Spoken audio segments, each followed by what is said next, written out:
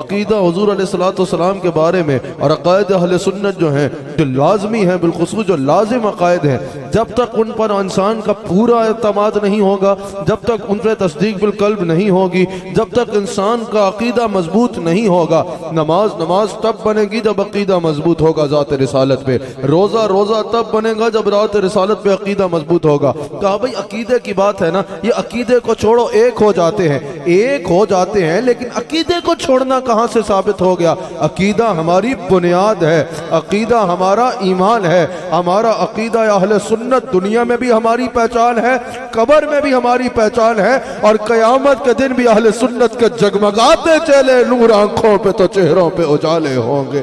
یہ عقیدہ جو ہے یہ بنیاد ہوتا ہے، سب سے لازم چیز ہوتا ہے عقیدہ۔ آپ کو سمجھ رہے ہیں نا، اعمال سارے ضائع ہو جاتے ہیں اگر عقیدہ خراب ہو جائے، عمر بھر کے کمائی جو ہے عبادت کی وہ ضائع ہو جاتی ہے اگر عقیدہ کوئی خطرناک حد تک جو ہے وہ خراب ہو جائے۔ رسول اللہ علیہ السلام کی جب باری آئے گی تو رائی برابر بھی عقیدہ آگے پیچھے ہو گیا تو سب کچھ ضائع ہو جائے گا۔ عقیدہ بڑا مضبوط ہونا چاہیے، اور تمہیں تمہارے عقیدے پہ پکا بھی ہونا چاہیے، عقیدہ یاد بھی ہونا چاہیے، اور تمہیں تمہارے عقیدے پہ الحمدللہ سنی کو اس بات پہ اللہ کا شکر کرنا چاہیے کہ ہم نے عشق کے بازار پہ کوئی نیا بازار گرم نہیں کیا، ہم نے عقیدہ کسی بازار سے نہیں لیا، لاہور کے دائیں بائیں کے کسی بازار سے خرید کے عقیدہ نہیں لائے۔ ہمارا وہ عقیدہ ہے جس کی کڑیاں 1400 سال پیچھے جا کے ابوبکر صدیق سے جا کے مل جاتی ہے رضی اللہ تعالیٰ عنہ۔ حضور علیہ الصلوۃ کی ذات اقدس پہ عقیدہ ہونا ضروری ہے۔ اللہ تعالیٰ نے ارشاد فرمایا کہ جو میرے حبیب علیہ الصلوۃ دیں وہ لے لو، آگے جو جس سے روک دو اس سے رک جاؤ، لیکن میرا عنوان یہ ہے جو میرے حبیب علیہ الصلوۃ دیں وہ لے لو۔ یہاں پر امام فخر الدین رازی کہتے ہیں، امام فخر الدین رازی رحمۃ اللہ علیہ اس آیت کی تفسیر کو بیان کرتے ہوئے کبیر میں کہتے ہیں، کہا یہاں ما اتاکم الرسول میں جو ما ہے نا یہ عموم کے لیے ہے، اس میں اللہ تعالیٰ نے یہ نہیں ارشاد فرمایا کہ مال غنیمت، یہ نہیں ارشاد فرمایا کہ احکام شریعت، یہ نہیں فرمایا کہ دنیا کی دولت، یہ نہیں فرمایا کہ اولاد، یہ نہیں فرمایا کہ دنیا کی کسی نعمت کے بارے میں، یہاں ماں جو ہے وہ عموم کے لیے ہے۔ اللہ تعالیٰ نے فرمایا جو میرے حبیب علیہ السلام دیں وہ لے لو۔ میں نے بہت تھوڑی دیر آپ سے کلام کرنا ہے، آپ کی پوری توجہ میرے پاس ہو تاکہ آپ کا میرا جو بات ہے جو عقیدہ ہے وہ آپ کے دل میں بس سکے۔ جو ہم کہتے ہیں نا توجہ رکھو، اگر کوئی بیچ میں اشعار پڑھ لیں تو کہتے ہیں ساتھ پڑھو، ہمیں کیا مل جائے گا اس سے ہمیں کوئی مقصد نہیں ہے، اس سے ہمیں تو کوئی اس سے نہیں ملنا، نہ توجہ سے ملنا ہے نہ کسی اور چیز سے ملنا ہے۔ جن کی توجہ سے ملنا ہے ان کی توجہ خوب ہے الحمدللہ۔ اس کا مقصد یہ ہوتا ہے تاکہ اگر ایک بات ہے آپ کے دل میں بسے اور آپ کو یہاں آنے کا اور بیٹھنے کا کما حق ہو فائدہ بھی ہو سکے، بڑی بھرپور توجہ درکار ہے۔ اللہ اکبر۔ اللہ تعالیٰ نے فرمایا جب جو میرے حبیب علیہ السلام دیں وہ لے لو۔ یہاں امام فخر الدین رازی رحمۃ اللہ علیہ کہتے ہیں یہ صرف ایک معاملے میں نہیں ہے، امام فخر الدین رازی کہتے ہیں حضور کی ہر عطا اس میں شامل ہے۔ اس میں مال غنیمت کا تم کہتے ہو ٹھیک ہے وہ بھی ہوگا، لیکن کہا اس میں جو کچھ حضور علیہ السلام امت کو دیتے ہیں وہ سب کچھ شامل ہے۔ اب اگر کوئی کہے کہ اس میں صرف مال غنیمت ہے تو اس سے پوچھنا پڑے گا کیا حضور علیہ السلام نے امت کو مال غنیمت کے سوا کچھ نہیں دیا؟ اللہ کس نے دیا؟ اللہ کا پتہ کس نے دیا؟ قرآن کے بارے میں کس نے بتایا؟ احکام شریعت کے بارے میں کس نے بتایا؟ دین کے بارے میں کس نے بتایا؟ نماز کے بارے میں کس نے بتایا؟ روزہ کے بارے میں کس نے بتایا؟ یہ جو درس توحید دیتے ہو اتنے لمبے، یہ توحید کے بارے میں کس نے بتایا؟ یہ جنت کے بارے میں کس نے بتایا؟ یہ شفاعت کے بارے میں کس نے بتایا؟ سنیو تم سے تو اگر میں پوچھوں تو تم ہاتھ اٹھا کے بتاؤ گے، بتاؤ کس کے نام کی روٹی کھاتے ہو، کس کے نام پہ عیش کرتے ہو، کس کے نام کا پانی پیتے ہو، کس کے ٹکڑے کھاتے ہو، کس کے نام کا صدقہ سانس لیتے ہو؟ امتی کا جواب یہی ہوگا ذات ایک ہے جسے محمد رسول اللہ صلی اللہ علیہ وآلہ وسلم کہا جاتا ہے۔ تو کیا حضور نے صرف مال غنیمت دیا ہے امت کو؟ ایسی بات نہ کرو، تمہاری حیثیت کچھ بھی نہیں ہے۔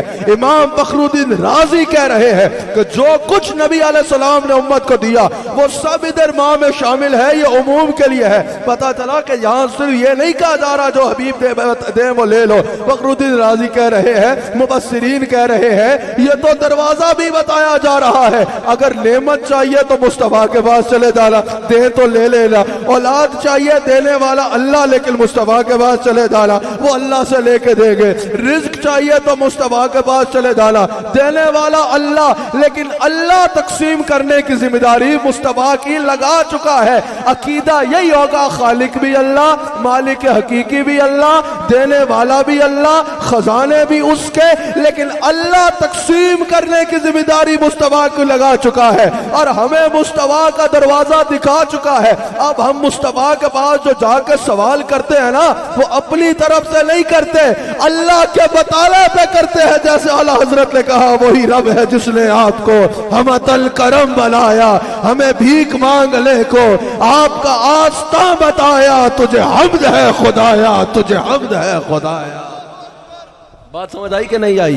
اللہ اکبر۔ ذرا اس کے کلام کی شان تو دیکھو، ہمیں کہا جو حبیب دیں وہ لے لینا، اور حبیب سے کہا وَأَمَّا السَّائِلَ فَلَا تَنْهَرْ۔ میرے حبیب علیہ الصلوۃ والسلام آپ کے گویا کہ یہ جو دروازہ ہے نا، یہ لوگوں کو میں نے دکھایا ہے۔ یہ جو مسکین لوگ ہیں نا، یہ جو ضرورت مند لوگ ہیں نا، یہ جو آپ کے امتی ہیں نا، یہ جو آپ کے در پہ بھیک مانگنے آتے ہیں نا، یہ خود نہیں آئے، گویا کہ ان کو بھیک مانگنے کے لیے آپ کا دروازہ میں نے دکھایا ہے۔ اب صبح بھی آئیں گے، دوپہر کو بھی آئے گے، کچھ مدینہ پاک پہنچ کے پکارے گے، کچھ لاہور میں بیٹھ کے پکارے گے، وَأَمَّا السَّائِلَ فَلَا تَنْهَرْ۔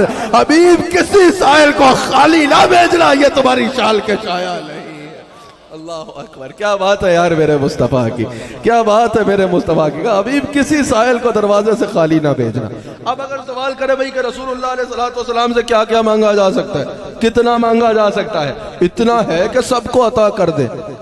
اب مجھے بتائیے، اگر یہ حبیب صاحب میرے پاس آئے کہ بھئی میرا فلاں کام کر دیجئے، سمجھ رہے ہیں، میرا فلاں کام ہے وہ آپ کر دیجئے، یا کوئی مجمع سے اٹھ کے آ جائے کہ بھئی مجھے پیسوں کی ضرورت ہے، مجھے پیسے دے دے، اور میں ان کو بولوں یہ علامہ فیصل بیٹھے ہیں، ان کے پاس چلے جاؤ، یہ تمہارا کام کر دیں گے۔ حبیب صاحب اپنی فائل لے کے علامہ فیصل کے پاس پہنچ جائیں، علامہ فیصل میرا کام کر دیجئے۔ علامہ فیصل کہے میرے اپنے کام پھنسے ہیں، تمہارا کہاں سے کروں گا؟ سمجھ آئی؟ اگر کوئی پیسے مانگنے والا علامہ فیصل صاحب کے پاس چلا جائے کہ بھئی مجھے پیسے دے دے، یہ بولیں گے میرے پاس خود نہیں اتنے جتنے تم مانگ رہے ہو، تو تمہیں کہاں سے دوں گا؟ اب بتاؤ، اب وہ جو جانے والا ہوگا وہ علامہ فیصل کے خلاف بات کرے گا یا میرے پہ انگلی اٹھائے گا؟ اس کے پاس تو تھا ہی نہیں اختیار کام کرنے کا، تو ان پہ تو انگلی نہیں اٹھائے گا نا، کہ ان کا تو کوئی قصور نہیں، ان کے پاس وہ کام کرنے کا اختیار تھا ہی نہیں، انہوں نے بتا دیا کہ میں نہیں کر سکتا تھا۔ وہ تنقید کرے گا مجھ پہ کہ ارے بھائی جب وہ کام کر ہی نہیں سکتا تھا تو اس کے پاس بھیجا کیوں؟ آپ سمجھ رہے ہیں یا نہیں سمجھ رہے؟ آج جس کا پیسے لے لیتے وہ ان کو کچھ نہیں کہے گا، وہ مجھے کہے گا جب ان کے پاس اتنا مال تھا ہی نہیں تو مجھے وہاں بھیجا کیوں؟ اب حضور کا دروازہ کس نے دکھایا؟ اللہ نے دکھایا۔ اور کس کو دکھایا؟ صرف صحابہ کو، صرف تابعین کو، صرف مہاجر کو، صرف انصار کو نہیں، قیامت تک آنے والے مسلمان کو کہا جو حبیب دے وہ لے لینا۔